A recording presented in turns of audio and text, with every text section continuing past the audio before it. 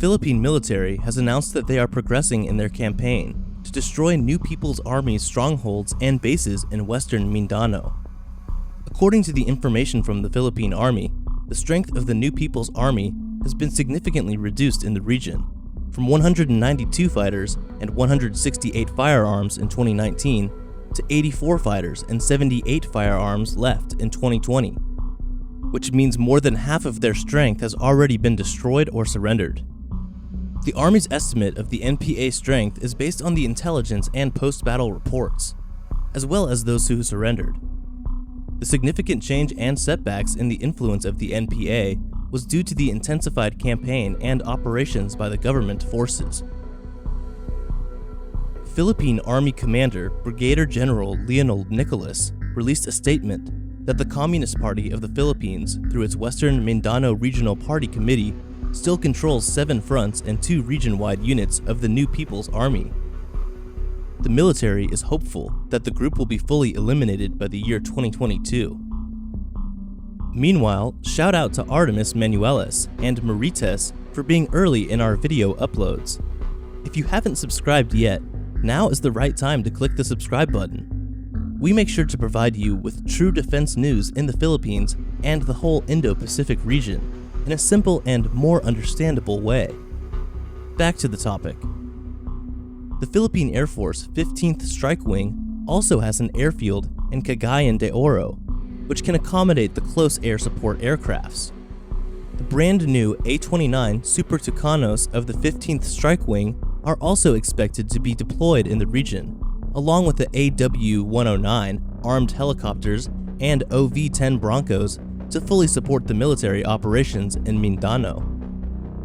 There have been rumors that the FA-50 fighter jets are also deployed in the area, but it is still unconfirmed and cannot be disclosed.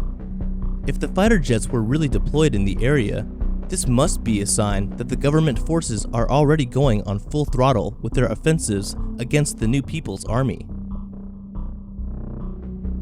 There have been many recorded surrenders from the group these past months, as the military continues with their operations non-stop.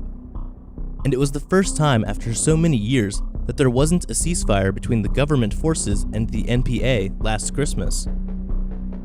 Last November 2020, Indian Prime Minister Narendra Modi has vowed to support the Philippines in its fight against the New People's Army. India pledged to strengthen the cooperation between the two countries in terms of maritime security. Prime Minister Modi offered to help the country set up a coastal surveillance system, which will allow to monitor the sea lanes of the Philippines and stop them before they reach the country. Some members of the NPA group said to have come from other countries. The agreement to cooperate in enhancing maritime security was already signed by the Philippine Coast Guard and the Indian Navy.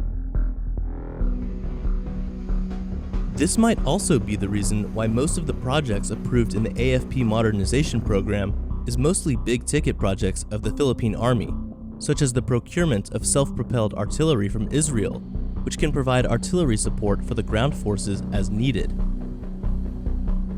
and the procurement of lighter tanks and armored personnel carriers to provide more firepower and protection for the government troops.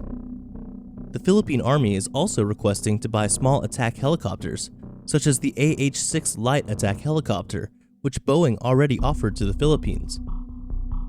If all of these assets arrive in the country, the operations of the government forces will all be successful, as they are equipped with a much more modern military equipment.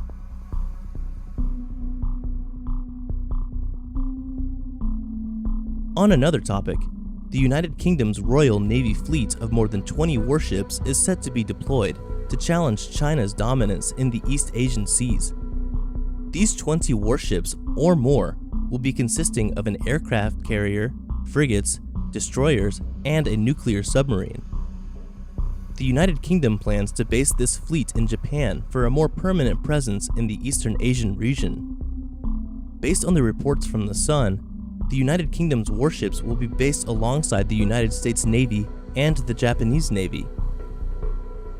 Royal Navy's Warrant Officer Mick Turnbull revealed that 5 of their future Type 31 frigates will also be based abroad, while their new €3 billion aircraft carrier, HMS Queen Elizabeth, is also expected to sail in the South China Sea on her first operation this year, 2021. The Japanese Prime Minister welcomed Britain's plan of sending an aircraft carrier strike group in the Western Pacific to help them against China's aggressiveness in the disputed waters. Japan also had a territorial dispute with China, especially in the Senkaku Islands, where the Japanese and Chinese Coast Guard always have a standoff. The Japanese government said that they will work closely with the United Kingdom for the dispatch of the carrier strike group. It is expected that there will be a joint naval exercise between Japan, the United Kingdom, and the United States once the HMS Queen Elizabeth arrives. The United Kingdom and Japan agreed that the two countries strongly oppose the actions of China in the East China Sea and the South China Sea, and agreed to strengthen a free and open Indo-Pacific and defense cooperation. The South China Sea is also an important area of UK's foreign seaborne trade, as 97 billion euros in exports and imports pass through the South China Sea each year. The British government expressed their concern that China's aggressive movements in the South China Sea might affect their trade, as the United Kingdom's economy depends so much on its foreign trade. Southeast Asia is also the United Kingdom's third biggest market for defense exports. That is why the safety and security of the sea lanes in the South China Sea is very significant. So there is more tensions to be expected in the disputed areas as more navies from other nations arrive. Meanwhile, it is not yet clear what the plans of the incoming US President Joe Biden to the South China Sea dispute are, but it is sure that the United States will play a vital role in the South China Sea, as more than 38 US warships are currently present in the Indo-Pacific region, sending a message to China that they can reach them whenever and wherever they are.